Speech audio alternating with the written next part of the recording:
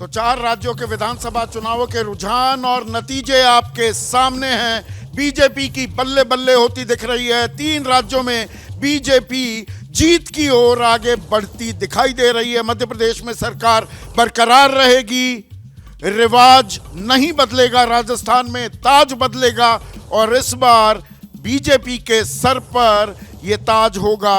जबकि छत्तीसगढ़ में भी जीत का सेहरा अब बीजेपी अपने सर बंधवाने में कामयाब होती साफ दिखाई दे रही है। हम अभी मध्य प्रदेश की बात कर रहे थे। शिवराज सिंह चौहान ने महिलाओं का, आधी आबादी का शुक्रिया भी अदा किया। कुछ ही देर में राजस्थान में वसुंधरा राजे, वहां मुख्यमंत्री रह चुकी हैं, वो एक प्रेस कॉन्फ्रेंस करने वाली हैं, वो मीडिया से बात करेंगी।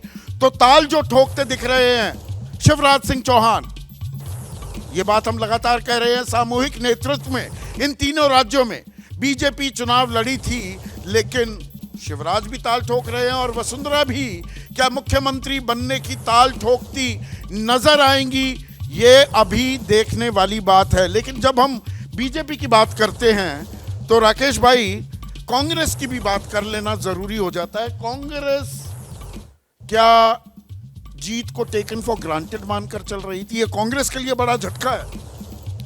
कांग्रेस जब जुलाई अगस्त में एक अंदरूनी सर्वे हुआ तो उसमें भारतीय जनता पार्टी 50 से 60 सीटों पे थी मध्य प्रदेश में, और कांग्रेस को ये कहा जा रहा था कि 150 सीट पे।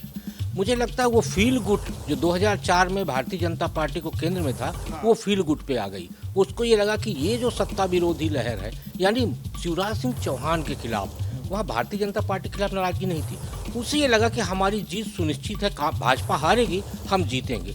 ऐसी स्थितियों में बहुत अपने आप को कम्फर्ट मान रही थी। इसी बीच में भारतीय जनता पार्टी के रणनीतिकारों ने वहाँ 7 बड़े चेहरे उतार दिए। वो बड़े चेहरे कहीं ना कहीं शिवराज सिंह चौहान के विकल्प के रूप में उभारे गए। दूसरा जो अभी अनुराग ठाकुर कह रहे थे, हम हमेशा एक योजना की बात करते हैं संदीप भाई, वहाँ पूरा योजनाओं का एक पैकेज था। पैकेज 1 करोड़ 26 लाख लोगों को वहाँ मुफ्त अनाज मिल रहा था। 64 लाख घरों में आपका नल जल योजना के तहत पानी पहुंचा, उसमें ग्रामीण क्षेत्र 56% है।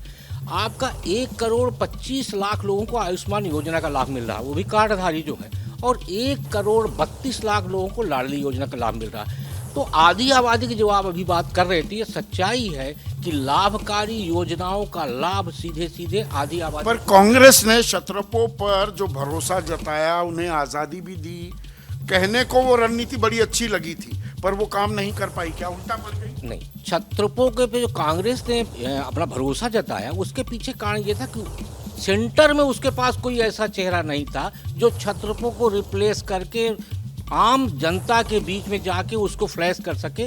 भारतीय जनता पार्टी के पास नरेंद्र मोदी जी की तरह एक बड़ा चेहरा था जो गारंटी थी, और उसी गारंटी को जनता ने विश्वास में लिया, और कांग्रेस की गारंटी फेल हुई और भाजपा की गारंटी पास। कांग्रेस की गारंटी फेल, बीजेपी की गारंटी पास। अब यहाँ पर थोड़े से हार में जो थोड़े सुर जो होते हैं, उनमें तीखापन, कड़वापन भी दिखाई देने लगा है।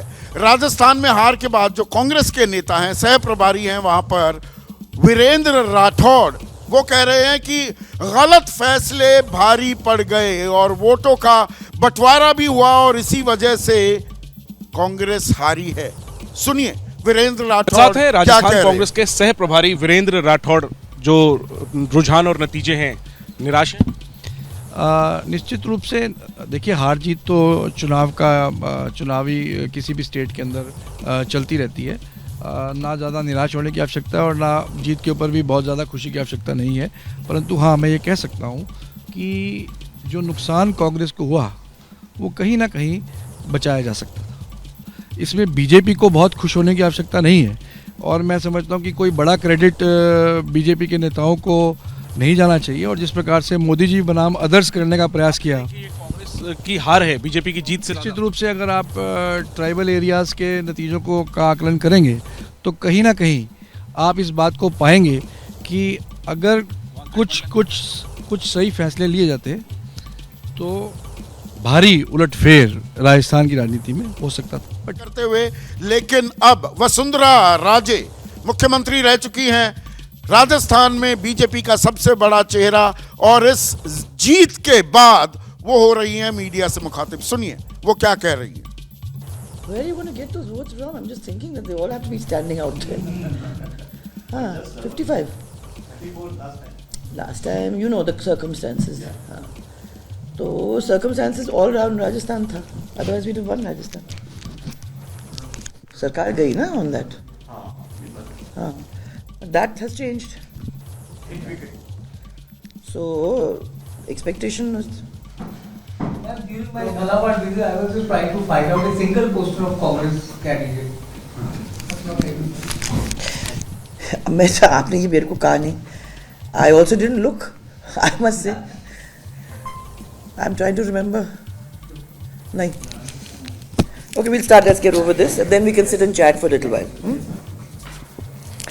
So सबसे पहले राजस्थान की ये जो शानदार जीत है, ये माननीय हमारे प्रधानमंत्री नरेंद्र मोदी जी, जिनका मंत्र था ये सबका साथ, सबका विकास, सबका विश्वास और सबका प्रयास, ये उसकी जीत है.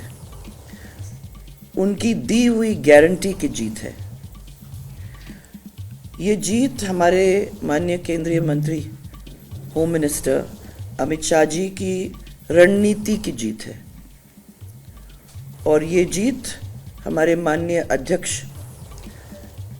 श्री नड्डा जी के कुशल नेतृत्व की जीत है. और फिर सबसे इम्पोर्टेंट ये भी है, ये जीत हमारे कार्यकर्ताओं की, जिनके अथक प्रयास परिश्रम की जीत है.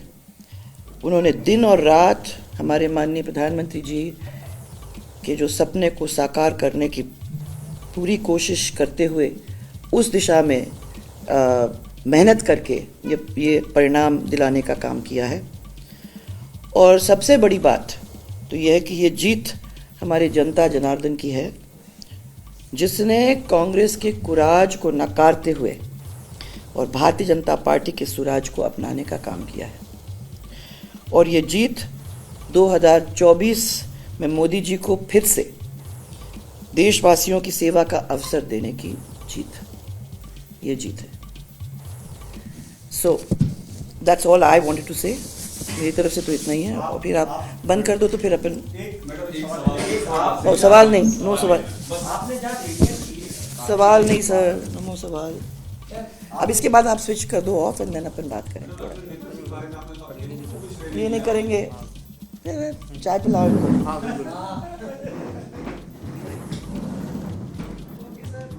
आज ये मुख्यमंत्री रह चुकी हैं राजस्थान की बीजेपी की बड़ी नेता, और यहाँ पर प्रधानमंत्री मोदी के कुशल नेतृत्व, अमित शाह गृह मंत्री, बीजेपी के रणनीतिकार चाणक्य, उनकी रणनीति का जिक्र करते हुए साथ ही साथ राष्ट्रीय अध्यक्ष जेपी नड्डा की भी बात कर रहे हैं. और यहाँ पर शिवराज सिंह चौहान फिर से कुछ बोल रहे हैं. पहले सुनते हैं शिवराज सिंह चौहान की बात. उनकी रणनीति जगत विकास नड्डा जी का हमें प्राप्त मार्गदर्शन, प्रकाश जी, आदरणीय भूपेंद्र जी, आदरणीय अश्विनी जी और हमारे प्रदेश अध्यक्ष विष्णुदत्त शर्मा जी सहित सभी कार्यकर्ताओं ने और हम सब नेताओं ने मिलकर कार्यकर्ताओं के साथ काम किया. फिर से भारतीय जनता पार्टी शानदार जीत मिली है.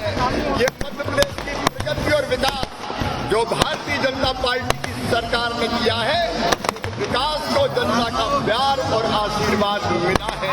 हमने समाज के हर वर्ग के कल्याण के लिए जो योजनाएं बनाई, चाहे वो लाडली बहना योजना हो, मुख्यमंत्री सीखो कमाओ योजना हो, या केंद्र की योजनाओं का जो योग्य क्रियान्वयन किया, डबल इंजन की सरकार के काम को जनता ने आशीर्वाद दिया है.